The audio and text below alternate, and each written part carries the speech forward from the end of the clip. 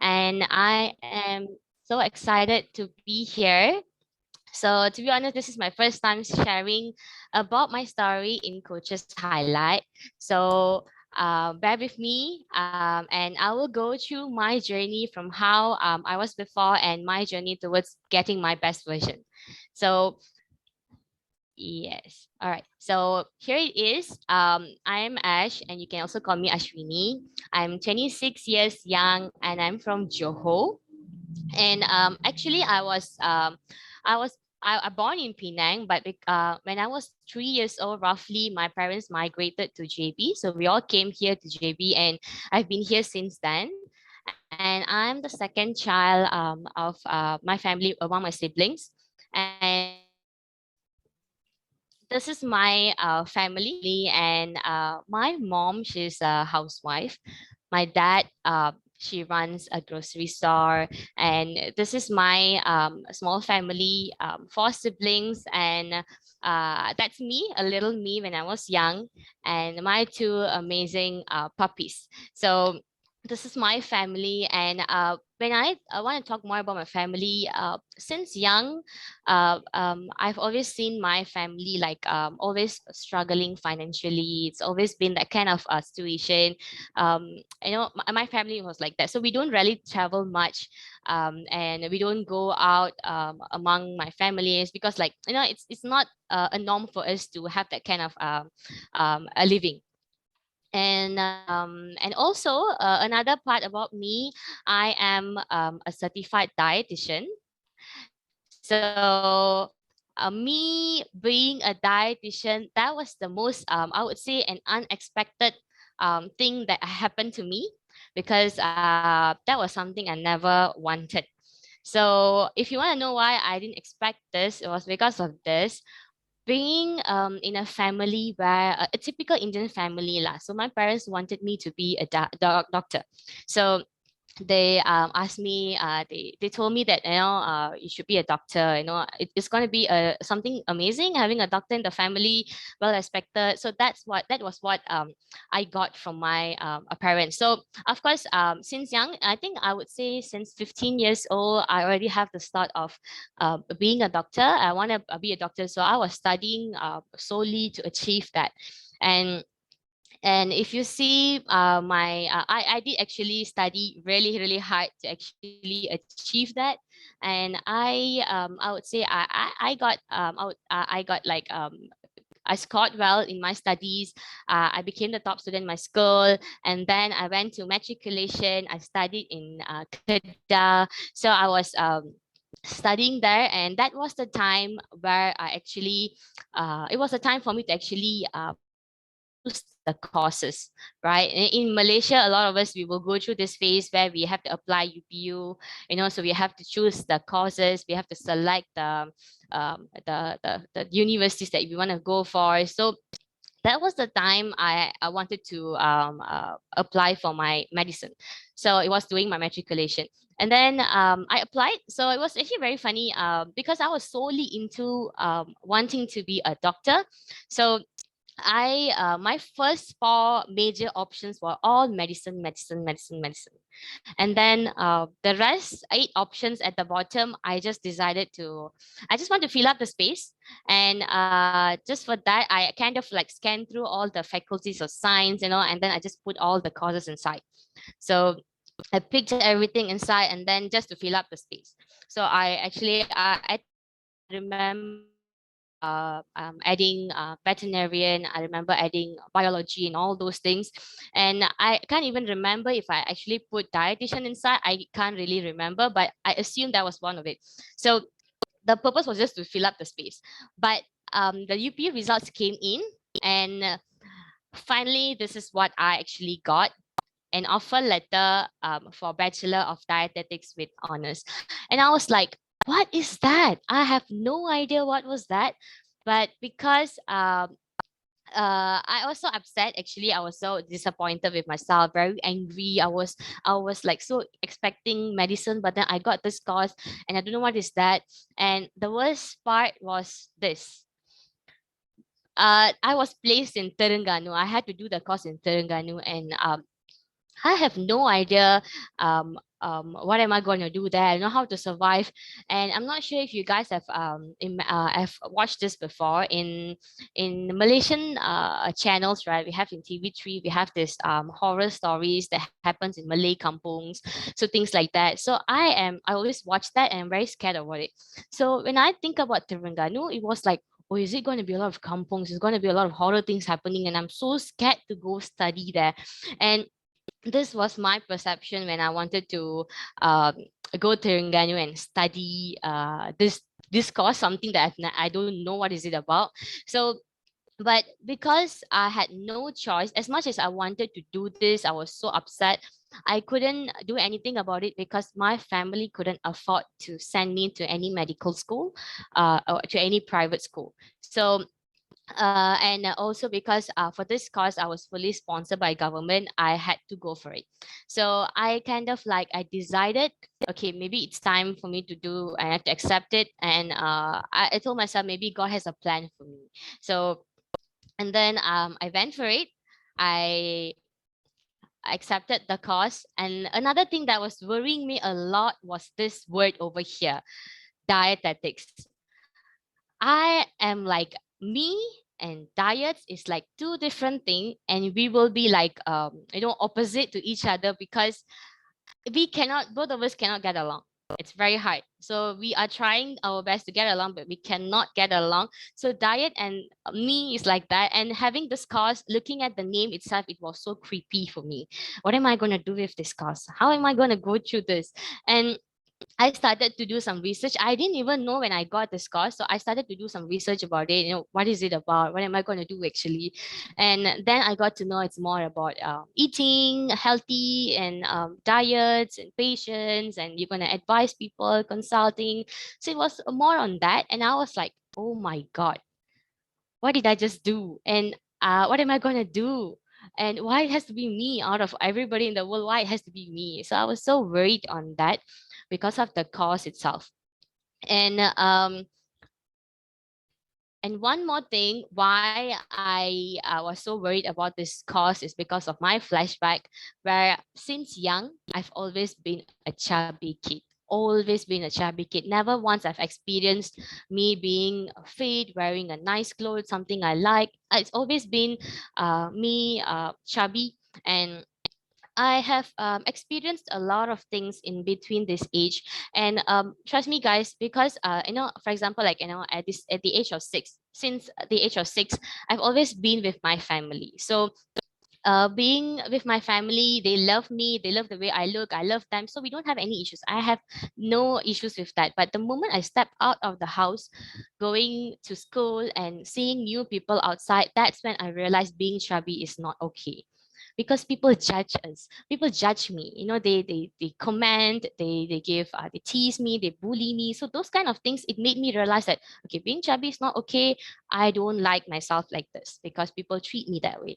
So it happened since young, and then I went to my secondary school, things just got worse, and then I jumped into my uni days. It just progressed. So another thing, because the reason I was like that, I won't completely say it's because of me. I would say it's also because of my family, because like my family, they had minimal awareness towards healthy lifestyle. So I was not taught to be healthy or to lead a healthy lifestyle since young. Having breakfast nasi lemak and roti canai every single day, it's like it's a normal for me, and I love nasi lemak because of that. So because we only eat that, and my parents does the same thing, and we don't have like any outdoor activities, to have some run, sports, jogging or something. I was not taught that way.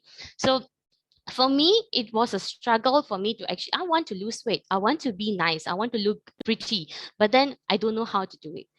So that was my struggle since young. And I was also a picky eater. So that was another reason why I was going through this phase. And things just kept going. And then that it comes my uni days. Sorry. That comes my uni days. And I was always chubby. And 4 years being in that phase, it was very difficult for me. I actually struggled um, in many ways, because like in school it's going to be a small crowd, but when it comes to this uni days, it's going to be like 10 times of people looking at us, judging us, and it's going to be a bigger crowd. So people started to judge me more. And I can have this. I tried many ways in between this few years of losing weight, trying my best to do it, but then I couldn't do it. I fail all the time. And another thing during this phase that bothered me the most was this: explaining to people about what I do. Doing dietetics, and when people ask me, hey, what do you do? And I'll be like, I'm studying. And what are you studying for? And I'll be telling them like, I'm studying for dietetics. I know people won't understand what is it about. They will ask me more, but because I don't want to elaborate further, so I'll just say dietetics. And then they will ask me, what is it about? So when to explain to them what is it about, what am I really doing, it's very hard, because when I say about, when I speak about diets, it's about diet and about patients. I'm helping people to be healthy, and things like that. And they'll be like, oh, okay. And then they'd be like looking at you from top to bottom. And that look itself, it says everything, that they are judging me. So I was in fear whenever people ask me to share about what I do. And the worst is when people be too honest. When I say too honest, they literally be very honest, especially my relatives and my friends. They will come and tell me when I explain what I do, they'll be like, I think you should do it for yourself first before you go and talk to someone else. They'll be like laughing out of it after they see that. But then for me, it's very hurtful, because it's not that I'm not doing it, it's just that I couldn't find a proper way, and I am really struggling trying to do on my own. So this 4 years of me explaining to people what I do, it was really a struggle, but somehow I managed to complete my 4 years, and I graduated. Then it was time for me to find a job. So that was like, things just went even intense. Things got intense, and I went to like almost 6 to 7 interviews, and I was rejected all the time. And right after my graduation, and there were people, they'll give me a lot of reasons. They will say, I found someone earlier, I picked another person. And then they will say like, we prefer additional language advantage, having Mandarin or something like that. So they will always give some reason. But for me, it was just one reason: my body appearance. Me looking that way, it's not going to help me to get a job when related to health or dietitian. So I always had this in my mind. Even if the person doesn't think that way, it was me. So it's kind of like every time I entered to that room going for an interview, I will be constantly thinking about it. It's like me not realizing that I was doing a negative affirmation to myself, that I'm not going to get it. I don't think I'm going to get it. I don't think I'm going to, no, I don't think people are going to pick me, because I look very weak, and I'm not stable for this job. So I had this thought in me all the time, me without me realizing. So when I enter sitting there in front of them, I don't have self-confidence. I will be like I will be like worrying a lot whether they will pick me or not, because I will be judging myself because of how people used to judge me. So this is what happened for me in the midst of me finding a job. And then finally I got a job. And that was this job. And I got a call, and they asked me to come over for an interview. So okay, I was ready. I want to go for this interview. And when I entered the place where they asked me to come for the interview, right? It was a cafe. It was a very huge cafe, and it was so nice. And the place was so cozy, it was so nice. So the assumption where we have the expectation that that we have, and that kind of environment, it just gave me a lot of expectation in me. So and after on that interview, it took about one hour for them to interview me. So they were literally digging a lot of information from me. They asked me about a lot of medical stuff. So I was like really like I felt like, okay, it's going to be a really good job, and people are interviewing me almost 1 hour to get the best out of me. So and then on that day itself, I got a call that they selected me.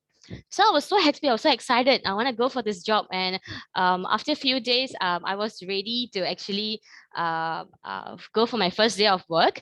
And one more thing happened actually. So on that day after the interview, they actually brought me to this office, and this office was so white. You can see the background; it was so white, so pure. The feeling was so pure and so calm. Beautiful furnitures. And then I assumed that I'm going to work there. Then they told me, no, you're not going to work here.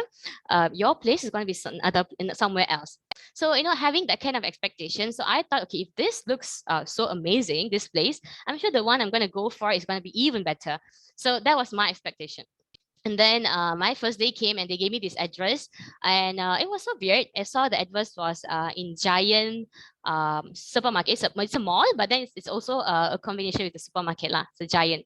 So I went inside and I was looking for the place. Where is it? And then finally I found it. Usually in malls, right, they will have the small kiosk in the center of it, the small places. And my kiosk was one of it in the center of it. It was very small. And I was like, okay, you interviewed me for 1 hour asking medical little questions. You brought me to an office like it was so huge like that. Suddenly I'm standing here, working. I'm gonna work there. Okay, fine, no problem. I can do this. Let's see what I have in this job, right? So I went and I wanted to know more, and they were explaining about the job scope. So they had this product. It is a placenta related product, just one product that I need to sell. And that product was worth 4,000 ringgit plus 4,000 plus like, actually.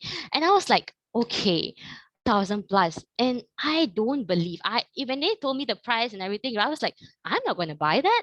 So I'm not gonna I was like I was so worried, but because I was there just to sell. I was there just to do the job. So I just went, and I was ready to do the job, and they asked me to actually sit down and do some tests and then close the person. So it was how to say, being in that mall and people coming to Giant and selling them a 4,000 worth product. It was, for me, it was like, who gonna buy? I had that in mind. And then after that, one day passed. Second day, they asked me to do another task where I need to give out flyers, bring them to this the kiosk, and then close the person. So it was like very weird. And one more thing, I had this language barrier. So those who came in, they speak more Mandarin, and for me, it was a struggle for me to talk with them. To If they don't understand what I speak and I don't understand what they speak, how am I going to close them? So that was my issue as well. So second day passed, and then third day, me wearing a lab coat, giving out flyers. I felt like, okay, that's it. I can't do this anymore. I know I can do more. So I felt like, okay, maybe it's time for me to find another option. So I decided to leave the job. I told them after my third day, I just messaged them. I texted them, and I called them. I told them that I am not going to continue this. I don't think it's suitable for me because of this language barrier and everything. So I left the job, and then I continued finding for another job. And then I kept going, and suddenly one of my friends, she called me and she just offered me a job. She called, and then she said, hey, I'm here, I'm in Singapore right now. You know what, my company is opening an interview in JB, and I think you should try. So I was like, okay, fine, that's something new. And I told my parents, they'll be like very excited because it's in Singapore, the job is in Singapore. And one thing, guys, living in JB, or whoever's staying in JB, most of them, the ultimate goal will be to work in Singapore because of the 3 times currency exchange, the money that you're going to get. So because of that, my parents was like, okay, you should try. What if you get the job? It's going to be really good. You're going to earn more. And never mind, just go for it. Then I was like, okay, fine, I'll just give a try, because I was looking for a job. I can't get anything back then. So I was ready to go for this Singapore job. And this job was it's in a fast food outlet. So I was the position of the job was to be an assistant manager. So I went for this. They called for the interview, so I went for this interview, and there were like almost 40 people inside sitting there for this job. And we after this interview, they asked us to stay at that place. Like after half an hour, they actually gave out the results. So we were waiting there for the result, and then they called my name. They said I was selected. So I was very happy. And then on that day itself, they brought me to this room, where they asked me to actually, they gave this letter, they placed on the table, and then they asked me to sign the offer letter. Then I'll be like, can I just like, think about it, come back, let me know, let you know. And then they said, I cannot do that. It's either I sign the letter at that moment or I leave the place, I'm not going to get the job. I only had two options. But because I don't have any other choice, I have to pick it. So I just signed the offer letter and I was like, okay, I got a job. I'm gonna go Singapore. It's gonna be amazing. So my life gonna change. So that was me. I was so happy and I told my parents, and they were like very excited. And I got ready and I prepared myself to go Singapore. So for me, living in Singapore, I can survive. I told myself I can survive because all my life I've always been traveling. I went to Kedah for my matrix. I went 4 years to Terengganu. I went to KL for my internship, and now it's gonna be Singapore. So I was always traveling. So I told myself I can survive, no problem. And went to this place, and it was my first day of work in that fast food outlet. I was walking towards this outlet and I was like looking at the burgers and fries on the screen, and I was like, the inner me was asking me, hey, do you remember you're a dietitian? What are you doing there in front of the fast food outlet? Are you really going to do this? And I was like, I know, right? But I got no choice.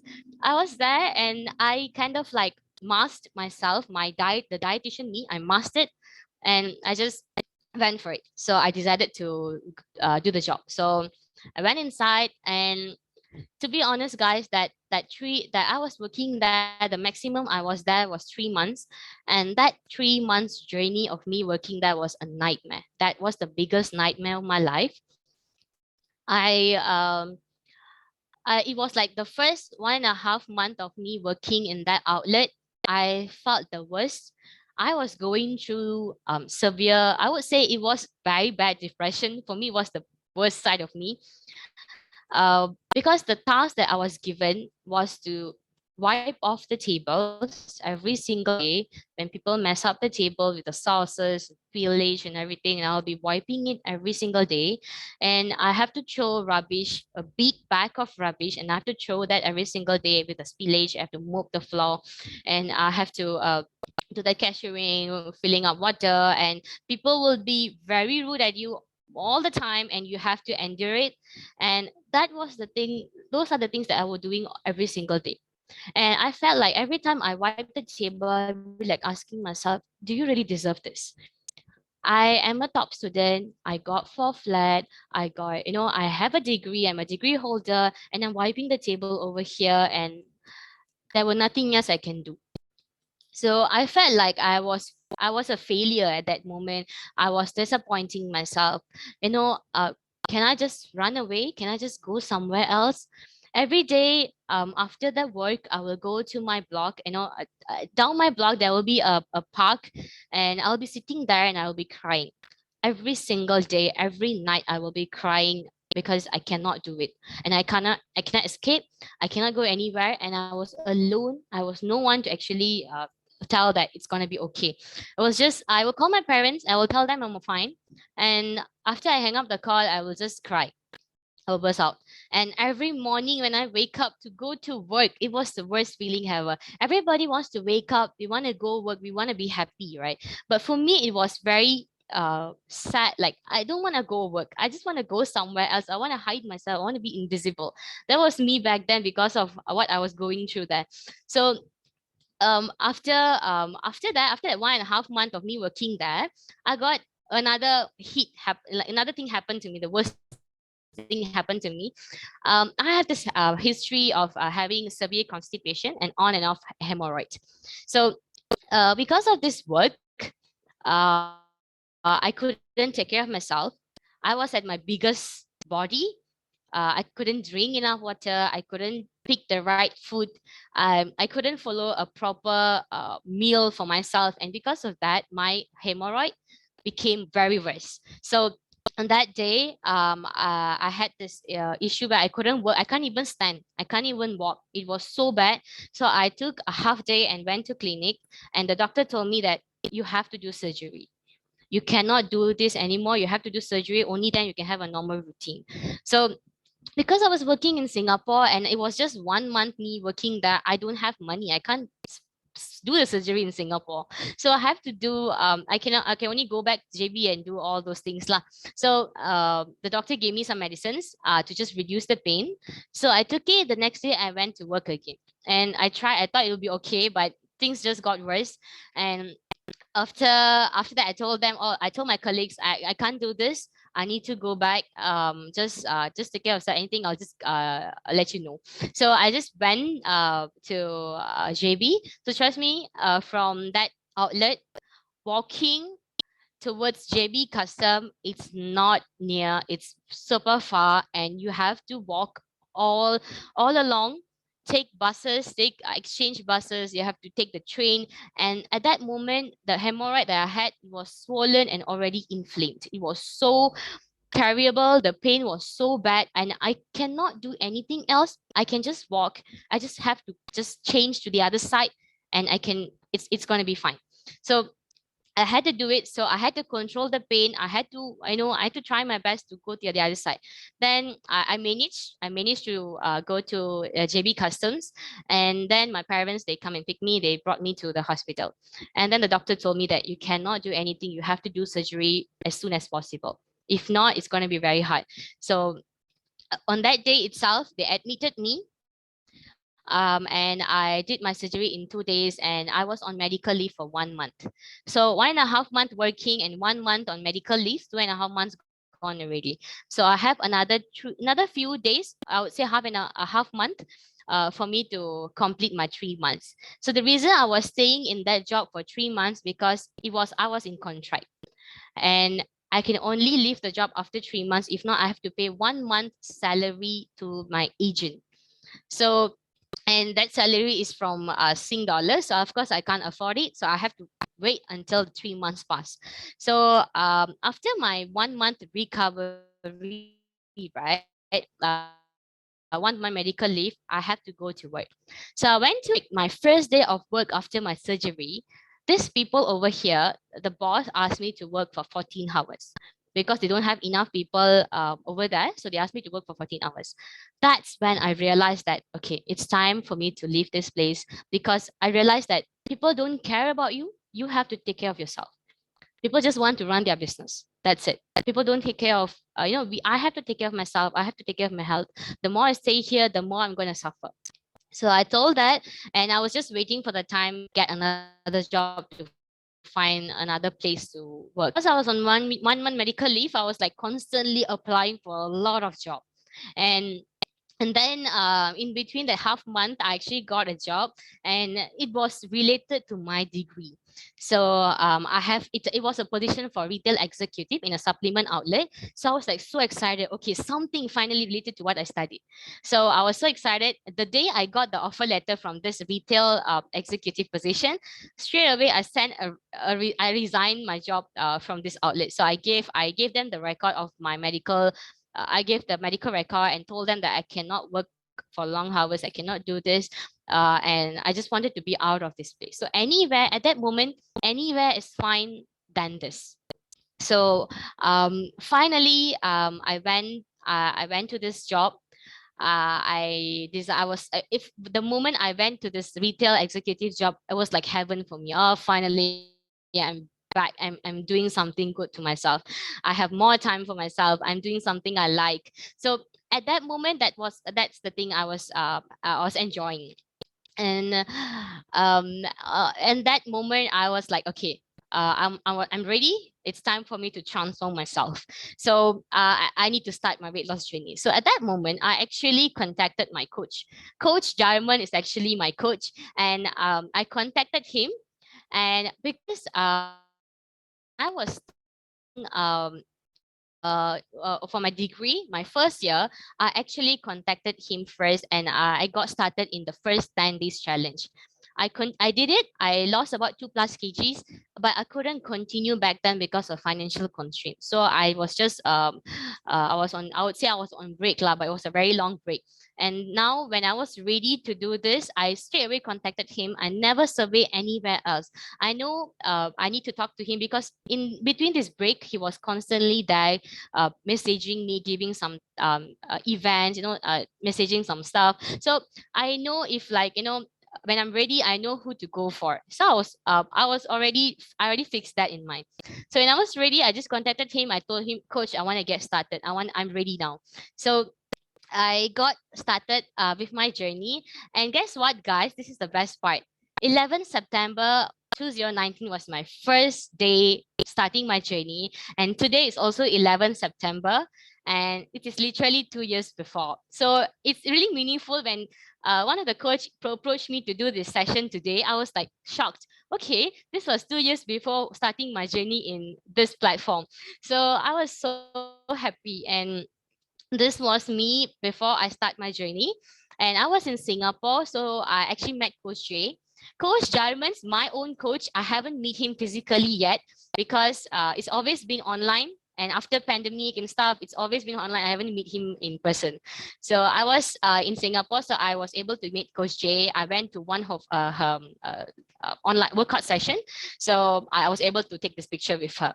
And then this was me before I start my journey, and on 11 September itself. And this is me after 10 months roughly. I got my best version and I lost about 20 kgs, and I can see myself like half body vanished already. So this journey is really meaningful for me because it brought my best version. It made me love myself. It brought back my confidence. I wouldn't say brought back lah. It actually brought a new confidence to me because I never had confidence before. So, and the most important part was me doing this. I've never imagined myself doing photo shoots, looking like this, giving poses. I've never done it. I've never imagined myself doing this. And because of Makeover project in our platform, right, and in our team, I were able to do this. And I did this when I was in Singapore, my first photo shoot. And I can feel all these pictures, it means a lot, and I can feel that confidence in me. So, and of course, when I was doing this, when I was in my journey towards getting my transformation, when I was losing weight, the first 2 months in between that one, me this question. Hey, what is your future plan? What dreams? Are you happy with how you're living right now? And I was like, okay, that's a good question. But I was like, I don't know how to answer that. I have a lot of dreams. I want to travel. I want to be financially free.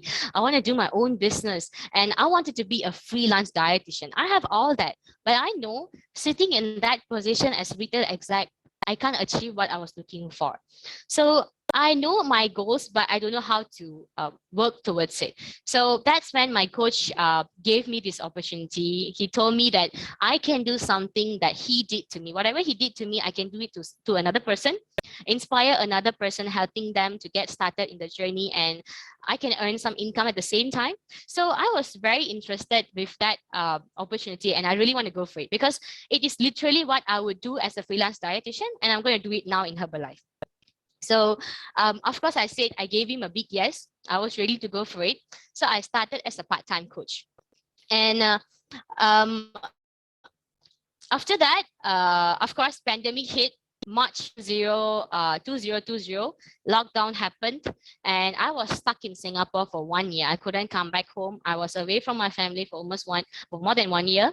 And in during this pandemic, almost every shop, the sales got affected. So same goes to my shop, my supplement outlet. So because of the sales getting affected, people start to be very pushy. They were very aggressive. In terms of sales, they asked us to do a lot and no more and more and more. It was never enough. So sometimes we cannot, we cannot force ourselves to push the sales if nobody wants to buy. And but people just want the business to run, so they just push us to do more, and there were no appreciation at that moment. So people just treat you like, just someone who just, you just need to do a lot of sales, that's it. So that's what you are, you need to do all your life, when you work here. So I felt like I had, I started to feel like, okay, maybe it's time for me to find another place to actually bring out my to show my passion, whatever I like to do.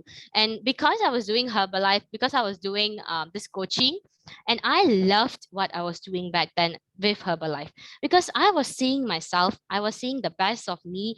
I was inspiring a lot of people. I actually got addicted. I would say I got addicted of me inspiring people, and people, coming to me and getting their transformations. I was addicted with that.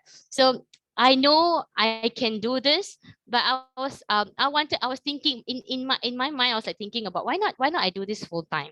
Maybe it's going to be better for me. But anxiety hits me because everybody in that pandemic, right? Everybody was like looking for a job. And me, are you sure you're going to leave a job, especially in Singapore? You want to leave a job? You want to do this full time? Are you crazy? I had that in mind many times, but the more it goes, the more pressures I get from the company. I felt like, okay, maybe it's time for me to decide something. So that's when I discussed with my parents, I discussed with my coaches, and I decided to resign. I wanted to be a full-time coach. My coaches was constantly there beside me, virtually just right there beside me, guiding me and motivating me all this long. And I decided, so I resigned. I gave the letter, and end of March, I came down to JB.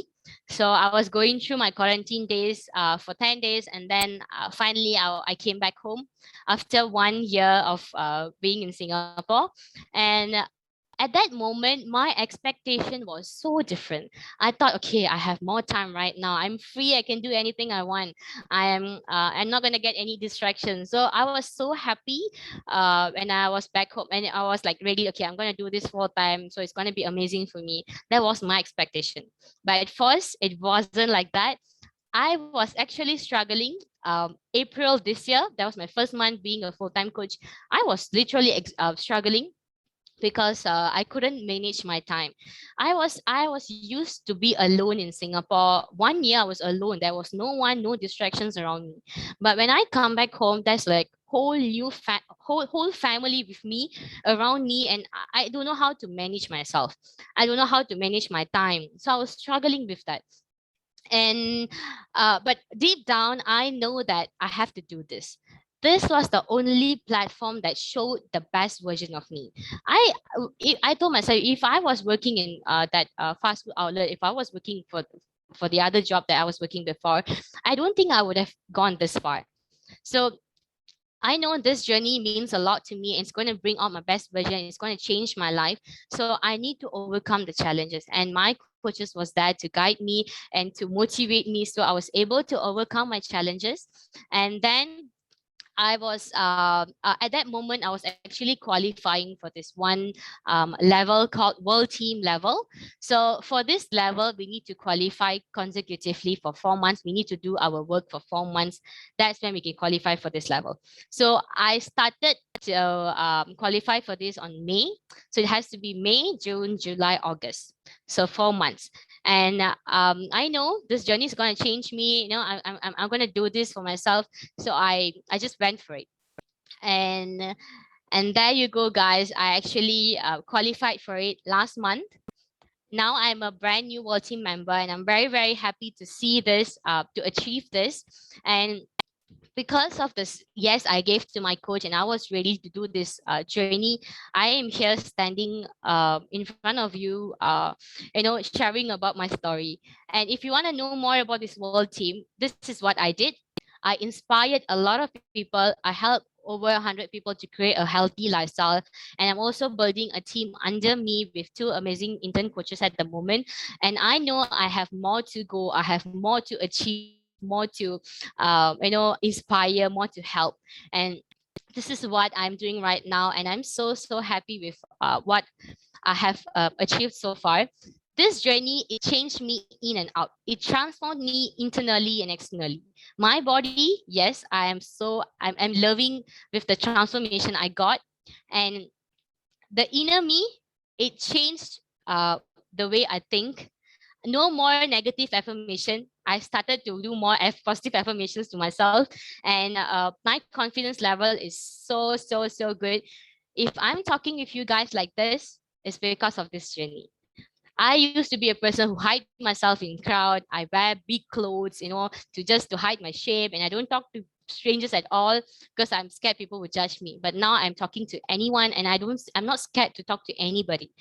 So it changed, it improved my self-esteem, it gave me a new self-love. I started to do a lot of new things, and it all happened because of the journey I chose. So that is roughly what happened to me, from me being young to this extent. And I hope you guys got something, got entertained with this journey. And I think that's all from me for this session. And of course, guys, one more thing I want to share. If you guys have this interest, you want to be someone, you want to bring out your best version, and you have this interest on inspiring another person, you want to know more about this opportunity, then we have a session tomorrow at 3:30 p.m. An amazing session called WXS Concept Overview. So that session was actually my eye opener. It helped me show a bigger view of this journey. So what we have beyond what you are doing right now. So if you guys want to know more, do join the session tomorrow and you will get more insights about this journey. All right. So that's all from me. Passing to you, Coach Jarman. Amazing. So inspiring. Veda.